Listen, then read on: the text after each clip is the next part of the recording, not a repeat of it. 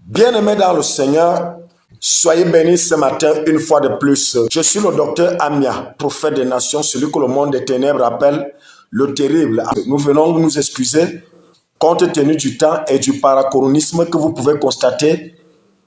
Le thème d'aujourd'hui c'est: est-ce que c'est normal qu'une femme soit pasteur à l'église? Est-ce que c'est autorisé ou ce n'est pas autorisé? Beaucoup de personnes se sont toujours senties indignées que la femme se retrouve pasteur à l'église. Lorsque nous jetons un regard panoramique dans l'église, panoramiquement parlant, lorsqu'on regarde à l'église, vous allez voir avec moi que la femme a toujours été au grand nombre dans l'église.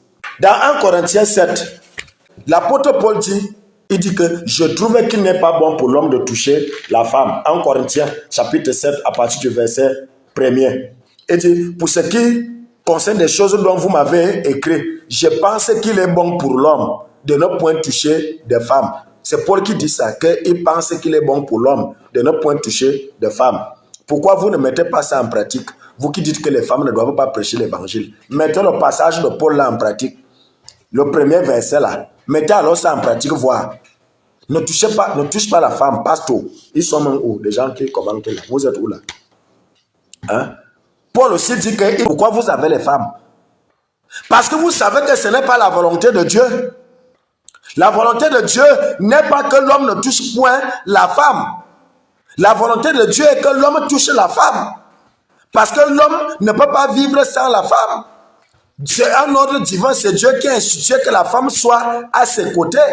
Et Dieu a mis tous les besoins en l'homme que seule la femme va venir compléter. Mais l'apôtre Paul donc, qui a dit que les femmes se taisent dans les assemblées et ne lui est pas permis de parler, dit que toi là, monsieur, tu ne dois pas toucher la femme. Tu fais quoi avec la femme alors? La Bible dit aussi ça. Voilà ça, en Corinthiens 7. Tu fais quoi avec la femme? Lui, il dit je. Il ne dit pas le Seigneur. Il dit je. Donc c'est sa propre pensée à lui.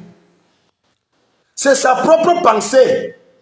L'apôtre Paul dit qu'il n'est pas bon pour lui que l'homme touche la femme. Mais Dieu dit qu'il n'est pas bon que l'homme soit seul. Je lui ferai une aide semblable à lui. On doit lui écouter qui? L'apôtre Paul ou Dieu? Je pense que c'est Dieu qui est mieux placé que l'apôtre Paul. La suite, Galates chapitre 3 au verset 27. Vous tous qui avez été baptisés en Christ, vous avez revêtu Christ. Vous tous, que ce soit les femmes, que ce soit les hommes, dans les derniers jours, je répandrai de mon esprit sur toute chair. Vos fils et vos filles prophétiseront. Maintenant, nous pouvons revêtir Christ. Il n'y a plus ni libre, ni esclave, ni homme, ni femme. Nous sommes maintenant un en Christ. Les femmes ont le droit d'annoncer l'évangile. Les femmes ont le droit de recevoir le titre de pasteur, de prophète, d'apôtre à l'église.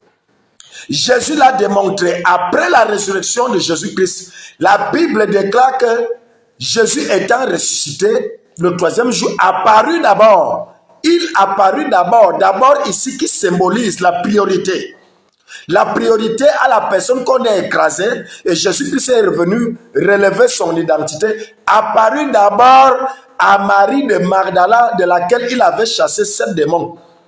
Donc, le premier apôtre établi, ou le premier pasteur établi, ou la première évangéliste établie après la résurrection de Jésus-Christ, c'est Marie de Magdala, une femme.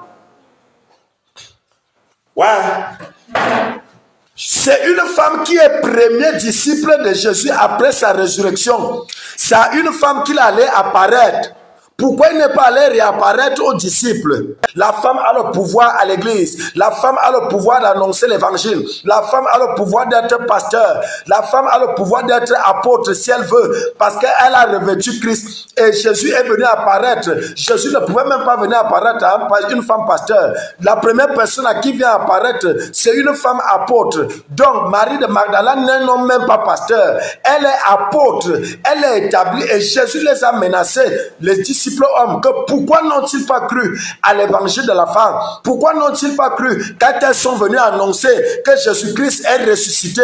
Répentez-vous, vous qui voulez éteindre les femmes à l'église. La Bible déclare que n'éteignez pas l'esprit. La femme porte l'esprit de Dieu aussi. Elle ne parle pas en son nom, elle parle au nom de l'Éternel. Dieu dit que si vous ne m'adorez pas, je susciterai les pierres, elles vont m'adorer. Entre la prédication d'une femme, entre l'adoration d'une femme et l'adoration d'une pierre, que préfères-tu? Je préfère qu'une femme annonce l'évangile. Parce que si une pierre chante déjà un cantique à côté de toi, tu es mort. Ah, ton âme manque d'énergie. Si une pierre, autant pour moi, prêche déjà l'évangile, c'est que tu es déjà fait pour l'enfer et que toi tu écoutes la pierre parler, annoncer l'évangile, tu es déjà mort. Tu ne peux plus vivre, c'est que la fin est arrivée. Quand une femme est en train de saigner, ni toi, ni moi, nous nous connaissons. Elle passe même devant toi là, tu dragues. Beaucoup partent découvrir la femme là quand elle part déjà serrer la terre au lit. Donc tu n'as pas vu qu'elle était en train de saigner. Donc tu vas dire que la femme est saine, c'est un besoin naturel. Toi-même, l'homme, le pasteur, tu ne pisses pas aussi. Hein? Est-ce que tu ne pisses pas? Quand tu sors bombarder une femme et tu viens monter sur l'autel, tu crois que tu es pur? Tu es plus pur que qui? Si c'est question même de pureté, les femmes sont plus pures que nous les hommes. Même dans le service sacerdotal que nous nous vantons avoir aujourd'hui. Dans l'église, il est difficile que tu trouves une femme faire les biboines à l'église. Il est difficile de trouver une femme pasteur coucher les hommes à l'église.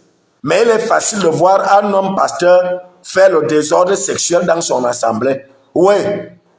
Nous les hommes, on est plus impudiques même que les femmes pasteurs.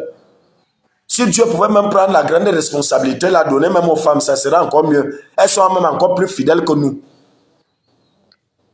Les prophètes qui sont allés au Nigeria prendre les serpents et les pitons, sont aussi les femmes. C'est aussi les femmes qui sont allées prendre les serpents au Nigeria.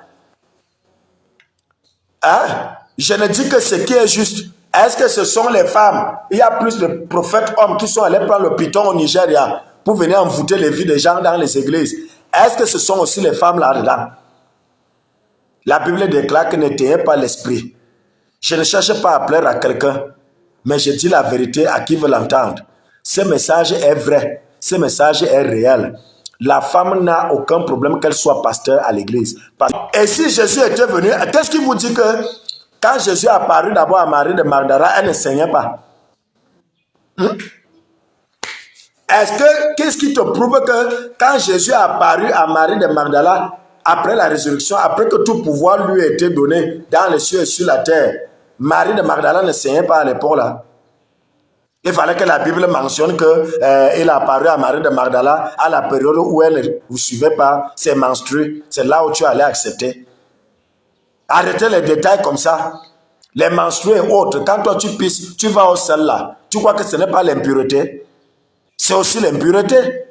Arrêtez ce genre des élucubrations qui n'ont pas de sens.